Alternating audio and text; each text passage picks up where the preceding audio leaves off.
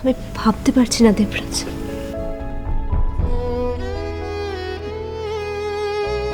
টাপুর কত নীচ,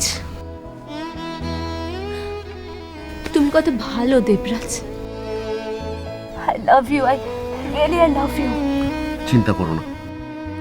না জানো, মাঝে মাঝে না নিজেকে আমার ভাগ্যবতী বলে মনে হয়, আমি তোমার মতো বর পাচ্ছি বলে। আমিও তো ভাগ্যবান, তোমার মতন স্ত্রী পাচ্ছি বলে। Love you. তাই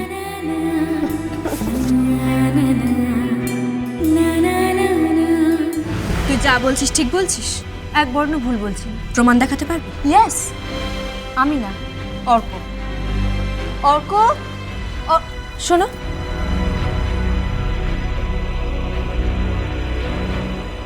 ওগুলো ওকে দাও।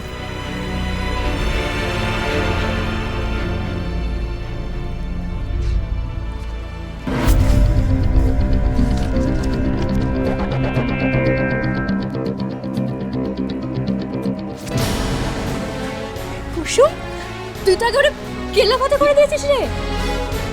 তাহলে এক কাজ কর, এখনই এগুলো নিয়ে চলে যা। এখন না। কেন? এত তাড়াতাড়ি কিছু করতে গেলেই গন্ডগোল হয়ে যাবে।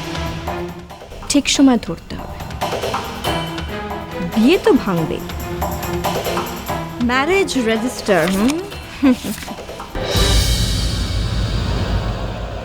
এ কি, এটা কার নাম লেখা রয়েছে? মাই গড, আমি তো এই মেয়েটাকে চিনি। এইবার উট এসেছে পাহাড়ের নিচে, এবার দেখ কি হয়। দেবরাজ, তুমি বলেছিলে বাড়িতে ঢোকার সময় নাকি আমাকে দিয়ে পা ধোয়াবে। তোমার মাথায় যদি আমি জল না ঢালি, ওই মাথা মুড়িয়ে যদি চৌধুরী বাড়ির বিয়ের মণ্ডপ থেকে না তাড়িয়ে দিই, আমার নামও টাপু চৌধুরী নয়।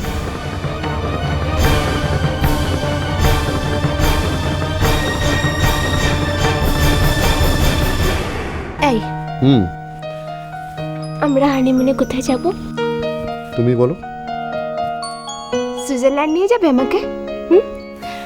কখনো সুইজারল্যান্ড যাইনি জানো, অথচ দেখো ইউরোপের এত জায়গায় গেছি।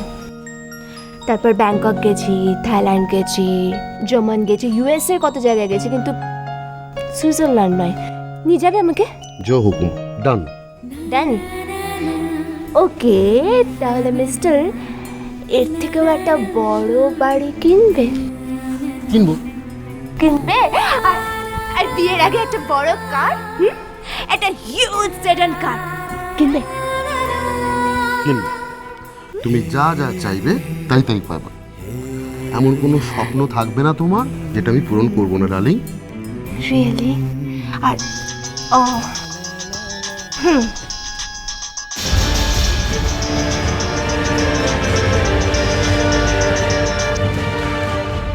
Hello, I am busy right now, call me letter.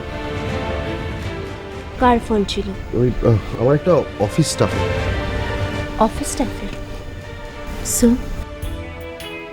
You are busy right now? তোমার এই স্টাফ কি জানে তুমি কিসে বিজি এখন? আমি কিসে বিজি?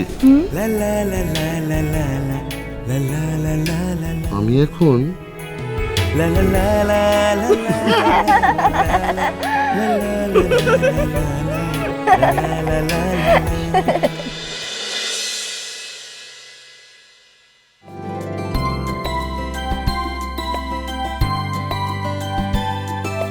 মাঝে মাঝে না নিজেকে আমার ভাগ্যবতী বলে মনে হয়, আমি তোমার মতো বর পাচ্ছি বলে।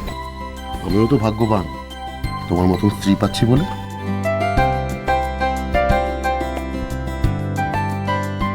আমরা হানিমুনে কোথায় যাব? কোথায় যাব? তুমি বলো, তুমি বলো।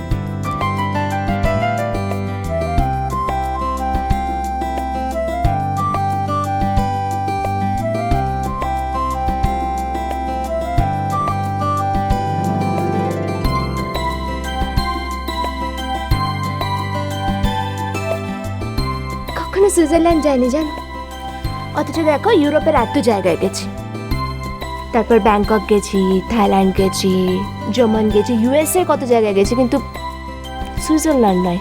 নিয়ে যাবে আমাকে? জো হুকুম, ডান। ডান। ওকে, তাহলে মিস্টার এর থেকেও একটা বড় বাড়ি কিনবে? কিনবো। মেয়েটা স্বপ্ন দেখছে, কত মিথ্যে ওর স্বপ্ন। ছি দেবরাজ, তোমায় কোনোদিনও ক্ষমা করা যাবে না। আমার বাড়ির মেয়ের উপর তোমার এই ছি, ছি দেবরাজ।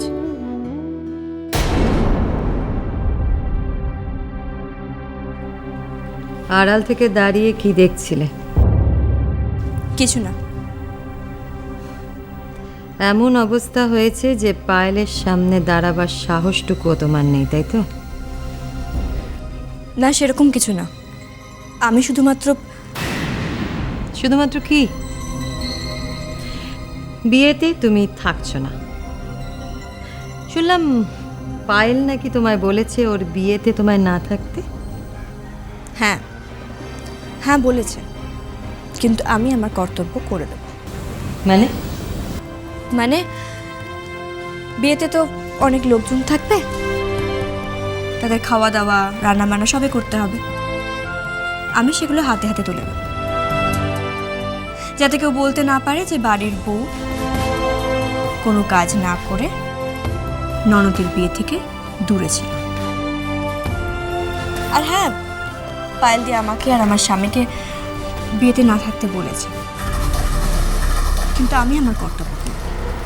পায়েল তো এ কথা বলবেই। তোমরা দুজন তো উঠে পড়ে লেগেছো বিয়েটা ভাঙার জন্যে। বাপ রে বাপ, জীবনে অনেক মানুষ আমি দেখেছি, কিন্তু তোমার মতো চরিত্রের মানুষ আমি দেখিনি। অমন একটা সোনার টুকরো ছেলেকে বদনাম দিয়ে তুমি কিভাবে বিয়েটা ভাঙতে চেয়েছিলে? হ্যাঁ, তোমার মতো বউ কোনো বাড়ির জন্য লজ্জা। দেখুন মামি, কোনটা লজ্জার না সেটা বিয়ের পরেই প্রমাণিত হয়ে যাবে। যদি সত্যি ঈশ্বর থাকেন, তাহলে খুব শিগগিরই ধর্মের কল বাতাসে নড়বে। সঠিক জিনিসটা সঠিক সময় প্রমাণিত হবে, আর আপনারা প্রত্যেকে নিজেদের ভুল বুঝতে পারবেন। আর মামি, আপনি অনেক ছোট বড় কথা বললেন না? বিয়ের পর, বৌভাতের পর আশা করি আপনি আপনার বাক্স প্যাটরা নিয়ে এই বাড়ি থেকে চলে যাবেন।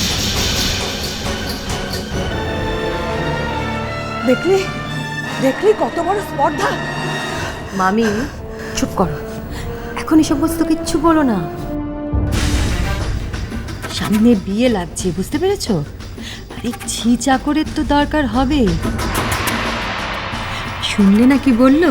হ্যাঁ, হাতে হাতে ও সমস্ত কাজ করে দেবে, বুঝেছ? বাড়ির বউকে ছিচাকর বলবেন না।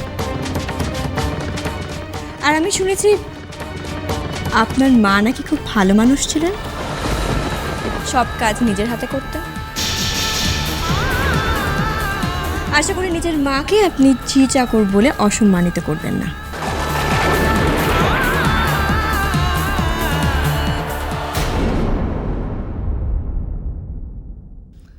থাক, ঝগড়া করিস না, আগে বিয়েটা হতে দে।